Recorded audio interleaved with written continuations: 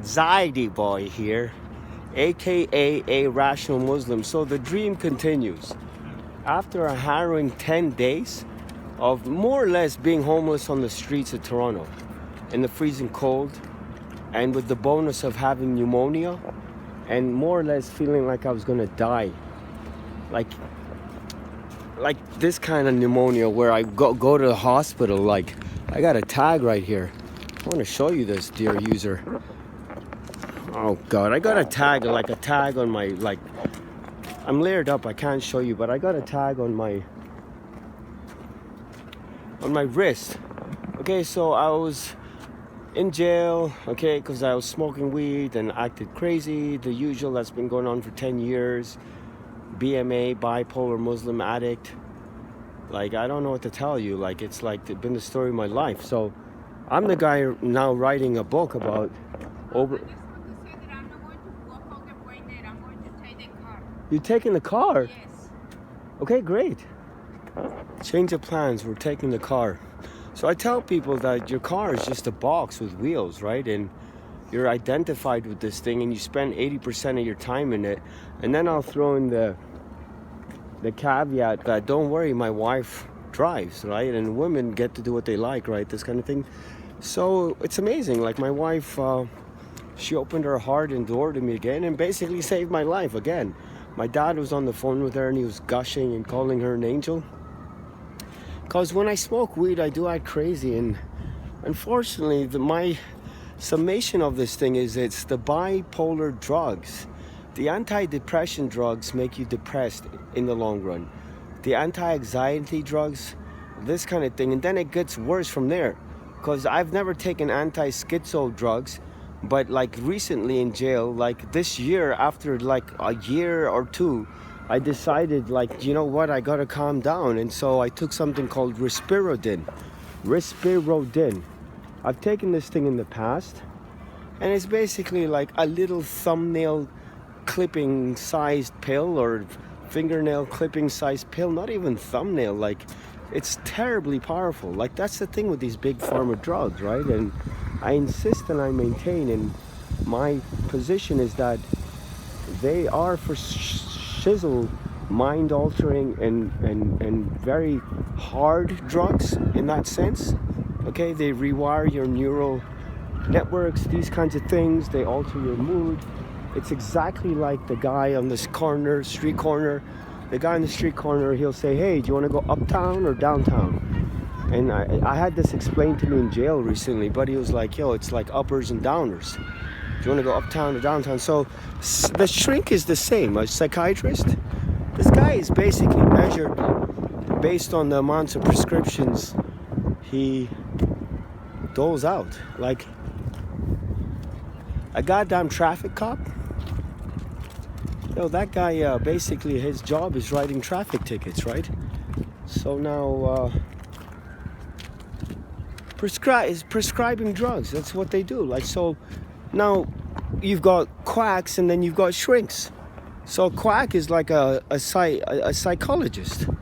Okay, this might sound like silly and nonsense to you, but unfortunately this has become my life. And I'm a guy who promulgates information, I suppose, podcasts, and then freaking YouTubes, and they're not successful per se, but they are all successful. I'll keep at the thing until I reach some kind of milestone. So I got my original Rough Live, my original podcast, Anchor.fm. Gary V says you should get a podcast on Anchor.fm. So I've got two. So Anchor.fm /Zaidiboy, ZAIDIBOY. You can Google that. You'll see my Twitter, LinkedIn, YouTube, Facebook, all kinds of stuff. I'm locked out of some of that stuff, like the YouTube. Facebook I've been having trouble getting into, whatever. But it's that's me right there, right? The green screen background. So Anchor.fm /Zaidiboy. So I'd gone there to a point where they told me I have the option to monetize it. Okay, I can put in like advertisement segments and into the show, this kind of thing. And getting comments, and that's very cool. That's all I wanted. So then I just let that go. Like, and from a personal perspective, the theme of this the content on that podcast was self-help, and so it's called Self-Help Sucks.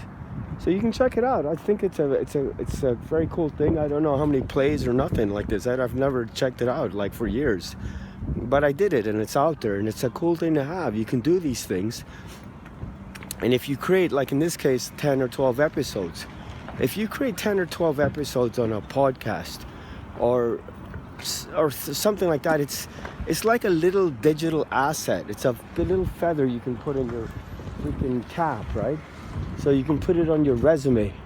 You can tell people that, to tell your future employer that you're into engineering. This is one thing, but if you've got podcast on the side on engineering, it doesn't matter, by the way, who listens to it or not. Like, most of the time they can't tell like how popular it is. The fact that it's out there is the whole point. Like on Anchor, like with YouTube, you can tell how many plays a person gets. And by the way, like with YouTube, you put a video out there and you promote it. You send it to a bunch of people and you promote the hell out of them. And get, like, if you have a YouTube channel and you get 20 or 30 videos, like, you'll start getting clicks anyway, organic clicks, as long as you put in the keywords, as long as there's some theme or content. Nice, man. So as long as there's some theme or content. Like, my problem as usual is that I ramble a lot and I go in circles. So right now we're crossing barren terrain because, like, we live in like St. Jamestown, and in our building, like, the parking, it's been an ongoing project, eh? The dog's got to do his thing. Maximiliano, what are you up to over there? Is he cold or what's going on with him? You didn't put his little Guerrera jacket on, sweetie. I'm amazed and shocked and surprised that we took so much care to bundle ourselves up. Sweetie, I'm sorry for reaming you out like this, but I gotta say that I'm amazed that you didn't put his damn coat on. Anyway, so this is Wesleyan Parliament, right? So now, again, if you have 20 or 30 pieces of content, you begin to generate organic eyeballs. Generally is the rule. Like, you might have a blog, you might have a website, and you're creating web pages, and as long as you follow the right rules, the file names are oriented around keywords, like you're putting in keywords, and it's all based on keywords. What kind of keywords? These are things people are searching for on Google. Like, so if you're a gardener, so there's like hundreds and thousands, if not millions of people in that niche. Like millions, like people who are just getting a green thumb and they're retiring, or people that are like, they read about Steve Jobs and now they want to start like growing their own potatoes because he lived on a freaking commune in Oregon. So you start creating content around gardening, and you can look up and use keyword research analysis tools, and you'll find things like, how do I start gardening? And what kind of fertilizer should I use, and things like this. And so then you create content based on that stuff, right? And if you create 20 or 30 pieces of content, then it's like, then the ball starts rolling. Now you need to have a nice background photo, cover photo, the usual, fill in the details. Like this kind of thing right here. Like, whenever I see a sign lying on the floor, it's like Trump, in his book Art of the Deal, he says, whenever I see a dirty car, like outside of a car dealership, if I see dirty cars, then I think, what a loser, right? You think Trump's a loser? Read one of his books, right? Read one of his books. Like, if you listen to one of his speeches, first of all, you'll be blown away by the fact that these people eat out of his hand. He's not a goddamn politician. He's what's called a demagogue. Okay, 2015 or 16, I started studying the Third Reich. Demagogue is like this fucking guy, El Führer. He's not called a politician. A politician is some robot who just spews words and he's out of sight the whole time. Our Prime Minister, Our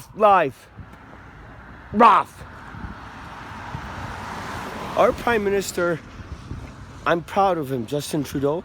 He beat out these other guys. He went from like third place and he came in first, and He's going to be prime minister for 10 years now, this coming 2025. He's locked in until 25.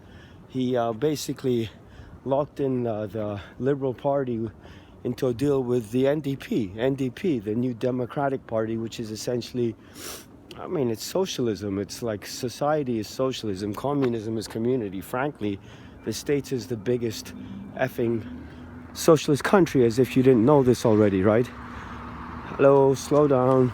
Fix your fucking light. The guy's like speeding down here with one light, and it's like, is that fast? Is it slow? I don't know. It seemed fast. Like why is he flying down here?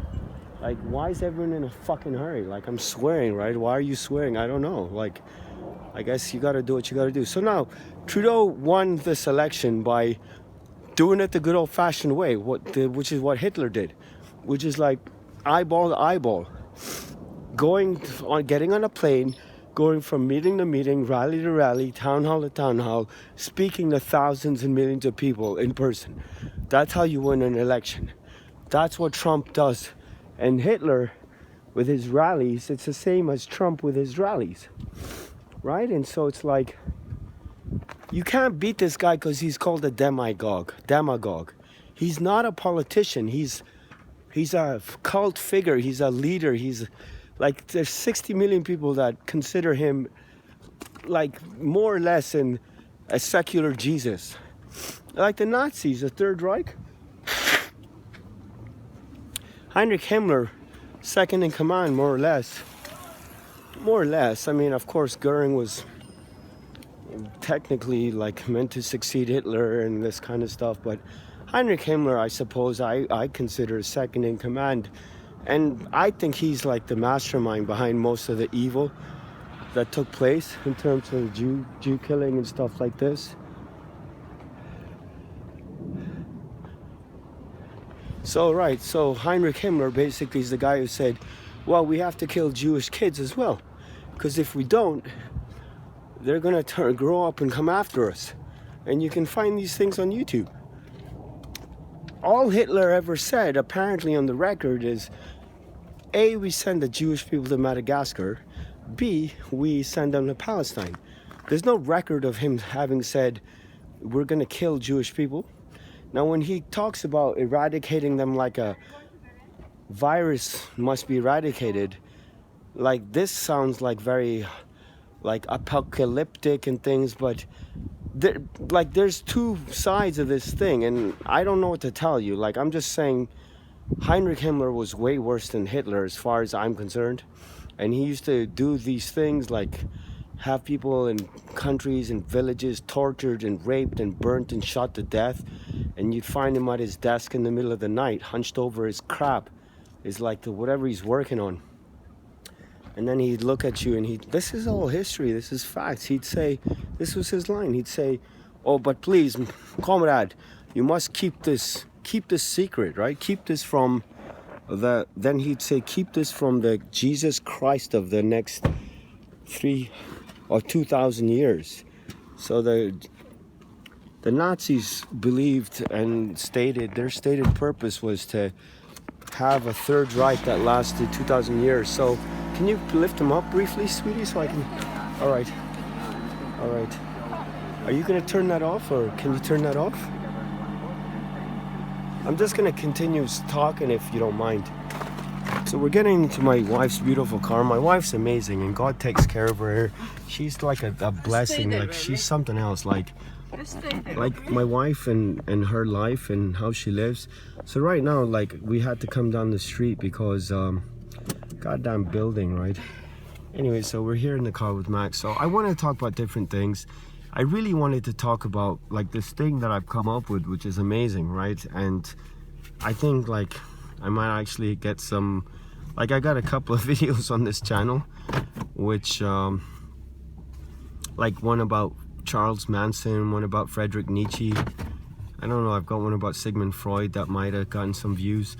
I've gotten some videos that have hundreds of views. And it's like, I've been searching for this thing for years. Like, is there a way to somehow... There doesn't seem to be. Like, it would appear that like the Google algorithm basically I mean, it's not even like it gives you a shot. If you create a video, like minimum people will see it or may or may not see it. Like, and I've been doing the same thing with my blog. I've got a blog. I changed the URL. It was arationalmuslim.blogspot.com, and now it's bipolarmuslimaddict.blogspot.com. I don't know why I did that. Anyway, I just experiment with different things. So now, here's what I wanted to talk about. Like, I ended up talking about the criminal justice system and being on the street rather, and like how hard it has been for me. Like, I was acting psycho, so my wife told me to go for a walk. I've got money to get a place, but I just didn't have it together. Like, I basically was on weed and I was just rambling and acting like a psycho. And again, I took this medication, risperidone, which is antipsychotic medication, dear user. And I don't know what to say. I acted like I started like about a month later, like I'm acting like a psycho, like a real psycho. So I don't know what to tell you. Like, the depression medication eventually makes you more depressed. This is facts. Even like the goddamn shrinks will tell you. So you got shrinks and you got quacks. Quacks are the psychologists. The shrinks are the psychiatrists. So I believe in, oh Lord, I believe in psychology, dear user. Like, psychology is great. This is therapy, this is workshops, this is stuff like this, right? And this is great. So psychiatry is basically psychology but with pills. Like, there's no psychology. Like, psychology is like, how are you feeling and why are you feeling this way? And let's diagnose like this, and like, let's look back at some issues. Let's look back at your childhood. Let's look back at trauma. Like, it's very simple. It's not very hard once you get into it. And the problem is, like, because of Sigmund Freud, the focus in psychology more or less appears to be to find something to blame or to hang your neuroses on. So you say to yourself, well, my life is less than perfect, and you know, people treat me a certain way or don't treat me a certain way, or things happen a certain way or don't happen a certain way, and it's like, I feel a certain way and I should be feeling a certain way, and it's like things are not as you want them to be. So then you go back in time in your mind, because the present is an outcome of the past. The past is very important, right? Eckhart Tolle, who I hero worship, the author of the best-selling spiritual treatise, as it were, the book, The Power of Now. This man, like, my wife doesn't like the guy because he sounds like effeminate, right? I'm sorry to like throw that in there, sweetie, but he sounds like effeminate. He sounds like his voice puts her off or something, and I would have loved to have. Stupid for you to say something like that. Oh God, sorry then. Well, I mention this from time to time because you're foremost on my thoughts, my dearest one. So anyway, so yeah, look, there's a little kid on the ground over there. What's he up to? Hey, what are you up to? Where's your goddamn guardian, young man? Get out of here. Have fun, all right? Take care. Don't get hurt. Anyway, so I just want to make sure he was taken care of. Like, you know, like if you see a kid like this out on the road here in Toronto, it's like, of course you want to make sure he's okay and stuff like this, right? Like, nobody cares about the adults. Anyway, so coming up in 20 minutes, 3 golden rules. Let's just talk about this. This is amazing, by the way. I don't need people to tell me. Like, it's great. Like, I'll tell you what the thing is. Like, you'll think I'm boasting right now. I'm not boasting. I have an amazing voice. Okay, I am amazing on the guitar, for example.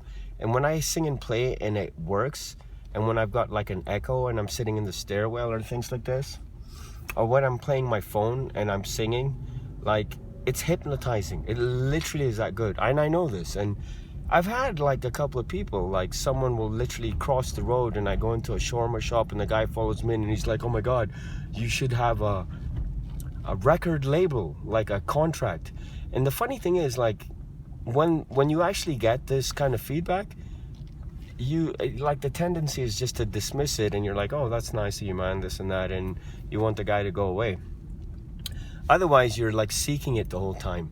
And so I'm like that seeker. Like, I'm looking for clicks, I'm looking for responses, I'm looking for validation, I'm putting out my thoughts, right? Anyway, so here's the 3 golden rules. This thing is amazing too. I don't need anyone to tell me this is amazing. So do unto others as you would have others do unto you, right? That's the golden rule. Okay, so my boss in sales at Computer Associates, I hate Pratish, she's not gonna watch this because I don't send it to him. Maybe I'll send this to him. So Pratish said this, and you're not gonna argue with it. So again, it's an amendment of the first rule. So do unto others as you would have others do unto you. This is called, we're going downtown Parliament here. We just passed Gerard. So we're entering more or less at some point like Somali town, more or less like the one block where the mosque is. I believe that's where my wife needs to pick up this meat. And it's like, they finally started clearing it up. I'm amazed. I was there the other day and I was singing praises and walking up and down and saying salams. And I tell these people, al-nadafa nisful iman. Cleanliness is half of faith. This is a saying of Prophet Muhammad's. If you look at right here, this is all nice and clean, right? And if you just go down past Dundas Street, a couple of streets down. Okay, this is Dundas anyway. Yeah. So this next block, let's take a look, right? And it's usually just garbage. It's like if you go to Vic Park and Danforth. I used to live there. I call it Vic Park and Dhaka. It's like little Bangladesh. And there's garbage and stuff everywhere. So this is the native center. Okay, my probation office is over here. This orange building, this red building, this is sometimes like one of the many places that they're meant to be helping me, and they don't even want to deal with me because they're scared of me or some stupid nonsense. This used to be a thrift store or a Goodwill store. This is the mosque over there, you can see. But look, there's so much garbage here, like in that grating over there. Closed down shop, but otherwise it's not too bad. I gotta say, otherwise I'm really happy, and I feel like these guys really are like cleaning up their act. Like, and I wish up at Vic Park and Dhaka, Vic Park and Danforth, I wish that these people did the same thing. So now you can see this guy staring at me, filming him, and it's like funny, right? So I guess I'll look away or something like this, because it's like whatever. But he's like staring at me. I know he's gonna be staring at me, so I might as well keep filming him, right? Just so that he can see what's going on, right? Anyway, so now the 3 golden rules. First golden rule is do unto others as you would have others do unto you. And when you amend this, according to my sales boss, he says, no, do unto others as they would like. So if you like chocolate and the other guy likes strawberries, then you give him strawberries, right? So you do unto others what they would like. So that's the amended first rule. That's pretty cool in itself, because it's something to think about. Now, on the other hand, Okay, I'll be right back. I agree with the way the Okay, golden rule is. You wait here. So Imam Ali, I'll be right back. Imam Ali, peace be upon him, he restated the golden rule like this. He said that you should be a scale, mizan, a scale. Like on the day of judgment, there's gonna be I'm trying to get a shot with me and the dog. On the day of judgment, there's gonna be a scale. It's very simple. وَمَنْ يَفْعَلْ مِثْقَالَ ذَرَّةٍ خَيْرًا يَرَهُ وَمَنْ يَفْعَلْ مِثْقَالَ ذَرَّةٍ شَرًّا يَرَهُ. That's all a religion right there, all of it. If you do an atom's worth of good, you'll see it. If and when you do an atom's good of bad, you're going to see it. Usually in an expanded form. So you're bad to some guy today, and 5 guys beat the fuck out of you tomorrow. Sorry for swearing. That's a bit of an extreme example. That's the kind of thing I'd see, because I know better. Like if I go out of my way right now and I start molesting some passerby, or first of all, that's not how we roll at all. Like if there's something going on, like generally the rule, even our 6th Imam said, or our Imams, peace be upon them all in general, like you should just mind your business, right? But if someone's in trouble and someone's getting hurt and someone's, like, even to the extent of, unfortunately with me, like if someone's shouting at a child and they're like demeaning the person, like there's a thing called correcting a child. Like, don't go onto the street. Didn't I tell you it's dangerous? That's one thing. But if you tell the kid, if you're talking to the kid like it's your ex, this is the problem. I feel like a lot of people like hate on their exes or their spouses, and they take it out on their children. It's like, young man, didn't I say such and such and such? Now, if you want to act like such and such and you want to do this and that, then we're going to do this and that and all this kind of crap. And it's like, he's a goddamn kid. And this thing might go on forever. Like, and like, I've been given kudos for this. Like, some lady on a train in Calgary, she's literally berating and humiliating this young man, like her son, as it were. And she's giving him these lectures and making him feel like crap and like just laying into this kid. And I'm like, do you like it when I'm talking to you like this? You got to stop talking to this kid. I don't know what the hell is going on. I can't take it anymore. And he seems to be a great young man. And you're treating him like, Imam Sadiq said, peace be upon him, you're treating him like an adult and he's a kid, right? And it's like, Imam Sadiq said, when with children, be as a child. Do you understand this? And it's like, you want this goddamn little snot-nosed like shitter. He's a kid. He's a goddamn kid. A kid's going to be a kid. A dog's going to be a dog, right? A person's going to be a person. You should live and let live, which is let people do their thing, right? That's the whole Canadian ethic. Canada, not F-U-A-D-A, not cannot-a-da. Canada means do it. Do it. You can, right? This would appear to be the thing, right? Kids will be kids. You listen to them. They have fun, like they do their thing, right? Like if you want them to march along like little stormtroopers and you're wielding the baton, you're a Nazi. Unfortunately, most people are Nazis inside. Unfortunately, they did a goddamn experiment called, you won't believe it, like you look it up, like it's horrific. I talked to like supervisors at Toronto South about this thing, at least one of them, right? The Stanford prison experiment. Back in the 60s, Stanford. Okay, yeah, that's Stanford, like the university, I believe, like Ivy League, whatever. This thing, like, just look it up, you'll find it. They took, like, let's say 40 normal people. They turned 20 of them into jail guards, 20 of them into inmates. They created this simulated prison conditions.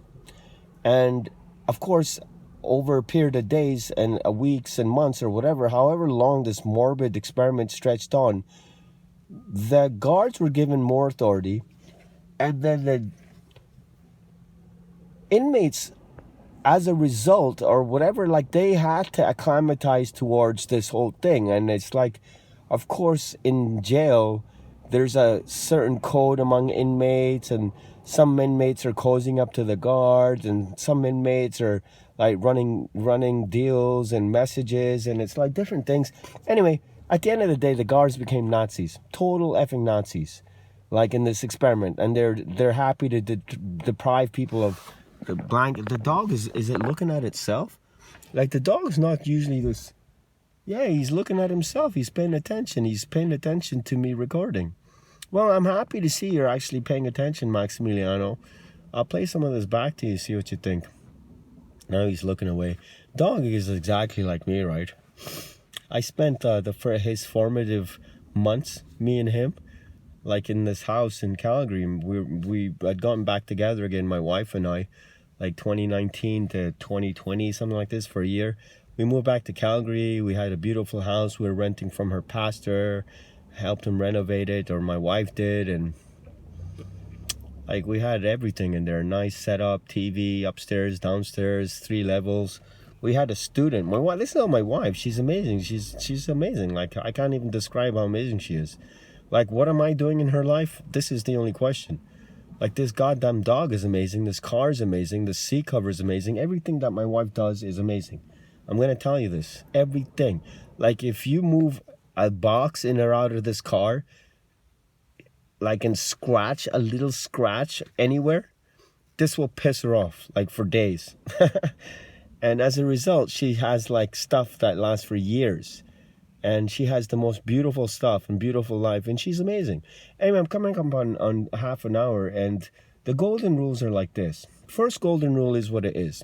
Imam Ali said that you should be the scale with which you deal with others. If you like something for yourself, then you should expose others to this thing, something like this.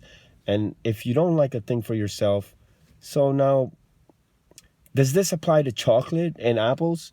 Like if I apply, like this is a silly thing, right? Again, like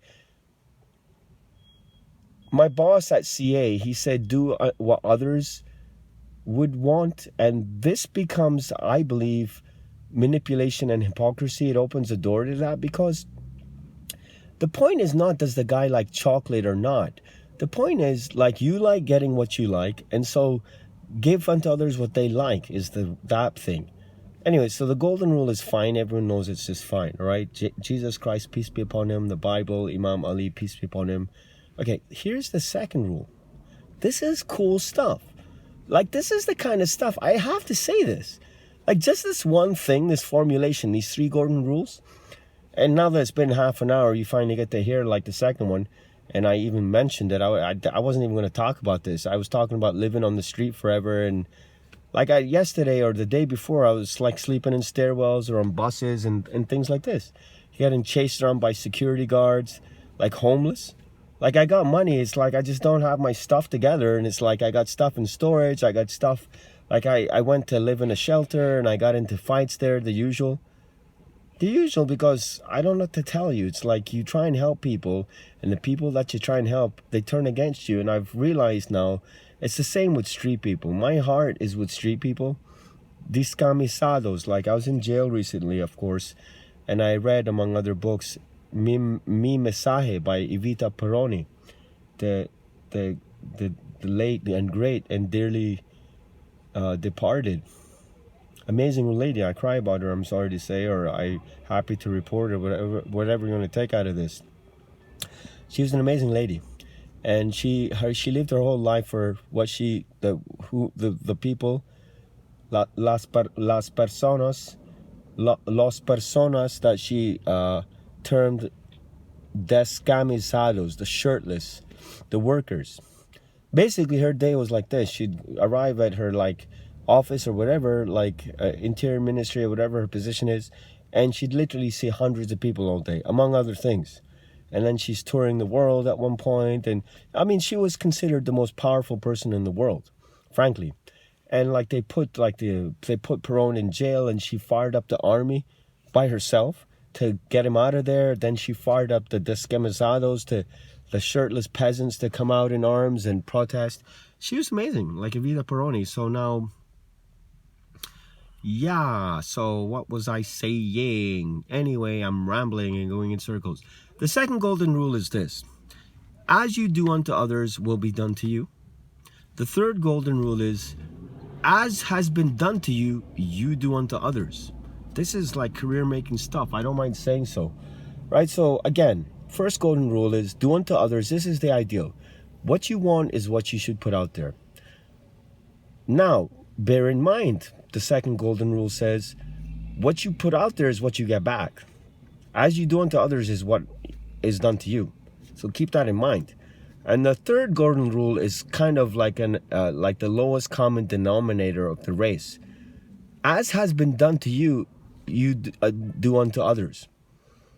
So we're bad, and we're malicious, and we're liars, and we're hypocrites, and we're thieves, and we're selfish, and we're self-absorbed, and we're callous, and we're indifferent, and we're negligent, and we're hurtful, and we're hateful, and we're malicious, and we're spiteful, and we're cynical.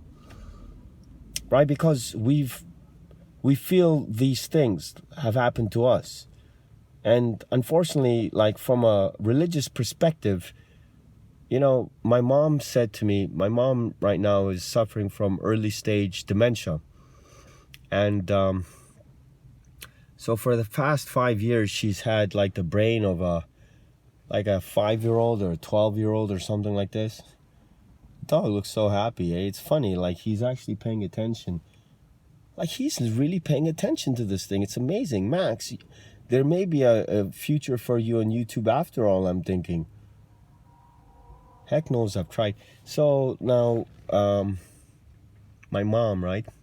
I forget what I'm going to say. I'm done. It's coming up in 35 minutes. As soon as this thing hits 35, I'm going to say sayonara.